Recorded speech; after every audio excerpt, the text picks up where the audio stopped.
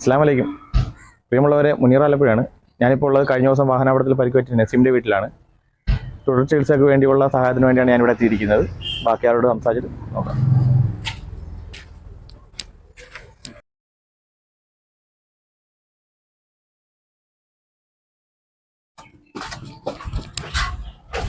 അസ്സലാമു അലൈക്കും. എൻ്റെ പേര് നവാസ്. എൻ്റെ ഇളയ മോനെ 9 ദിവസം മുമ്പ് വന്ന് വണ്ടി തട്ടി. സീരിയസ് ആണ്. വെന്റിലേറ്ററിൽ കിടക്കുമായിരുന്നു വണ്ടാനം ഹോസ്പിറ്റലിൽ. 4 ദിവസം അവിടെ കിടന്നു. അവരൊരു നോട്ടവും ഇല്ല. അവിടെ നേരെ ഞാൻ മെഡിക്കൽ ടെസ്റ്റിൽ കൊണ്ടുപോയി. ഒരു ദിവസം 50,000 രൂപ മേടിൽ കൂടുതൽ ചിലവാകും ഒരു ദിവസം. എൻ്റെ മോന് ബോധവും വീണിട്ടില്ല, കണ്ണും തുറന്നിട്ടില്ല. നിങ്ങളെല്ലാവരും കൂടെ സഹായിച്ച് എൻ്റെ മോനെ രക്ഷിക്കണം. നാട്ടുകാർ മാത്രമേ ഉള്ളൂ എനിക്ക് ഞാനൊരു പാവപ്പെട്ട വാടകയ്ക്ക് കുറച്ച് ദിവസം കിടക്കും. 20-15 കൊല്ലം കൊണ്ട് ഞാൻ വാടകയ്ക്ക് കിടക്കുകയാണ്. വാടക പോലും കൊടുക്കാൻ നിവർത്തില്ല. 3 മാസമൊക്കെ ഇവിടെ വാടക കൊടുത്തിട്ട് എൻ്റെ മോനത് വല്ലപ്പോഴും കൊണ്ട് തരുന്നു. ഇപ്പം അവരാ കിടപ്പിലായപ്പോൾ നിങ്ങളെല്ലാവരും പടച്ചേനെ പറഞ്ഞു, നിങ്ങളെല്ലാവരും എന്നെ രക്ഷിക്കണം. എൻ്റെ മോനെ പൊന്നുപോലെ കിട്ടാനുള്ള രീതി നിങ്ങൾ ചെയ്യണം. നിങ്ങൾ കഴിവ് നിങ്ങളെ മാക്സിമം നിങ്ങളെ 1 രൂപയെങ്കിൽ 1 രൂപ എന്നെ തന്ന് സഹായിച്ച് എൻ്റെ കുഞ്ഞിനെ തിരിച്ചു തരാനുള്ള മാർഗ്ഗം നിങ്ങൾ കാണിച്ചു തരണം. അമ്മാനെ ഓർത്ത് പടച്ചമ്പുരാൻ നിങ്ങൾക്ക് നല്ലതേ വരുത്തുന്നുണ്ട്. എൻ്റെ മോനെ നിങ്ങൾ നേരെ കൊണ്ടുപോയ വാക്ക് തന്നെ എന്നെ വിടണം. എനിക്കൊന്നും പറയാൻ വാക്കുകൾ കിട്ടുന്നില്ല. പടച്ചറബിനെ ഓർത്ത് നിങ്ങൾ എന്നെ രക്ഷിക്കണം, എൻ്റെ കുഞ്ഞിനെ രക്ഷിക്കണം. അള്ളാഹെ ഓർത്ത്. അസ്സലാമു അലൈക്കും. എൻ്റെ മോൻ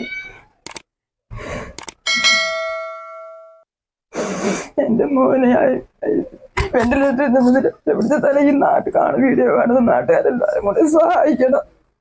ഞങ്ങളെ കൊണ്ട് ഒരു നിവൃത്തിയില്ല, ഒരു കടപ്പാടും പോലും ഞങ്ങൾക്ക് ഇല്ലാത്തവരാ.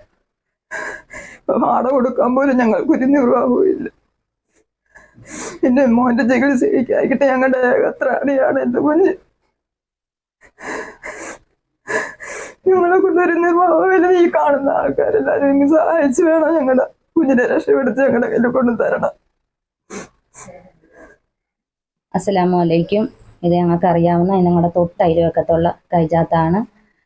കൈജാത്താടെ മോൻ പോലെ എല്ലാവരും അറിഞ്ഞു കാണുമല്ലോ. വണ്ടിയിൽ നിന്ന് വീണ് ഇപ്പം വണ്ടാനത്തായിരുന്നു.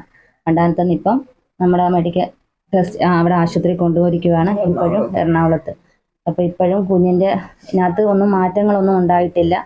അവർ ഈ വീട്ടിൽ വാടകയ്ക്കാണ് താമസിക്കുന്നത്. ഇതിനു മുമ്പ് ഇവിടെ വാടകയ്ക്ക് താമസിച്ചവരാ. അവർക്ക് അയക്കാക്കും മീൻ കച്ചവടമാണ്. അയക്കാക്കും തീരെ നിവൃത്തിയില്ല. ഉമ്മ പറയും എന്തുവാണെന്നുള്ളത്. വാടക കൊടുക്കാൻ പോലും ഞങ്ങൾക്കൊരു നിർവാഹമില്ല. 2-3 മാസത്തെ മുടങ്ങി കിടക്കുക വാടക. ആ അവസ്ഥയിൽ എന്റെ മോനെ ഇവിടെ വേലെടുത്തുകൊണ്ട് തരുന്നത്. ആ അവസ്ഥയിൽ ഇങ്ങനെ എന്റെ മോന് കിടപ്പോ ഞങ്ങളുടെ ജീവിതം പോയേക്കുന്നത്. ഞങ്ങൾക്ക് വേറെ ഒരു നിർവാഹം ഇല്ലാത്തതുകൊണ്ടാണ് ഞങ്ങള് കൈ നീട്ടുന്നത്. നിങ്ങൾ ആ കഴിയുന്നത് ഞങ്ങൾക്ക് സഹായിക്കണം. അസ്സലാമു അലൈക്കും.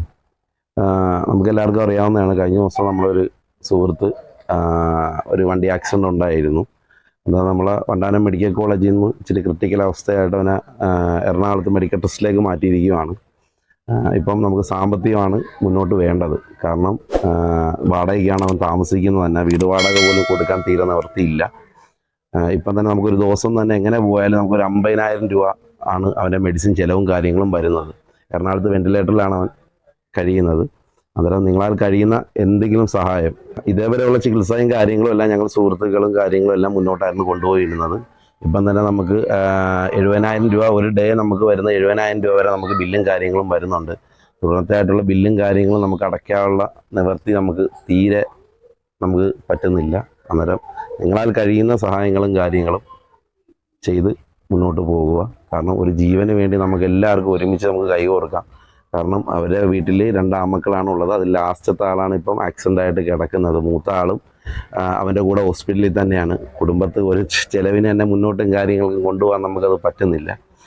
അന്നേരം നിങ്ങളാൽ കഴിയുന്ന സഹായങ്ങൾ ചെയ്ത് 100എങ്കിൽ 100, 50എങ്കിൽ 50, ഈ വീഡിയോ കാണുന്നവരെല്ലാവരും ജസ്റ്റ് മാക്സിമം ഒന്ന് ഷെയർ ചെയ്ത് കാര്യങ്ങൾ മുന്നോട്ട് കൊണ്ടുപോവുക. ഇപ്പോൾ പറഞ്ഞതുപോലെ തന്നെ ഞങ്ങൾ കുറച്ചധികം കൂട്ടുകാരുണ്ട്.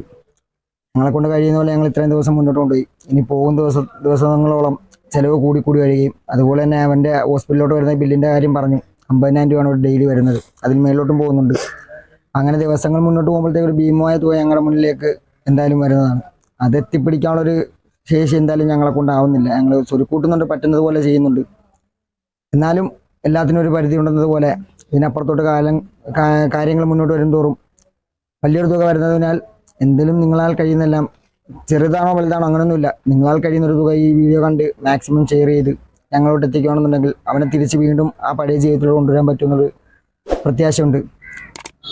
ഇനിയുള്ള ഓരോ ദിവസങ്ങളും ഞങ്ങൾക്ക് മുന്നിലും വളരെ വിലപ്പെട്ടതാണ്. അതുപോലെ തന്നെ അവന് വേണ്ടി കിട്ടുന്ന 1 രൂപയാണെങ്കിൽ പോലും ഞങ്ങൾക്കത് വളരെ വിലപ്പെട്ടതാണ്. നിങ്ങളാൽ കഴിയുന്ന, ഈ വീഡിയോ കാണുന്ന എല്ലാവരും നിങ്ങളാൽ കഴിയുന്ന ഒരു സഹായം ഞങ്ങൾക്ക് വേണ്ടി ചെയ്ത് അവനെ വീണ്ടും ജീവിതത്തിലോട്ട് തിരിച്ചുകൊണ്ടുവരണമെന്ന് ആത്മാർത്ഥമായിട്ട് തന്നെ ആഗ്രഹിക്കുന്നു. അപ്പം തന്നെ അഭ്യർത്ഥിക്കുന്നു.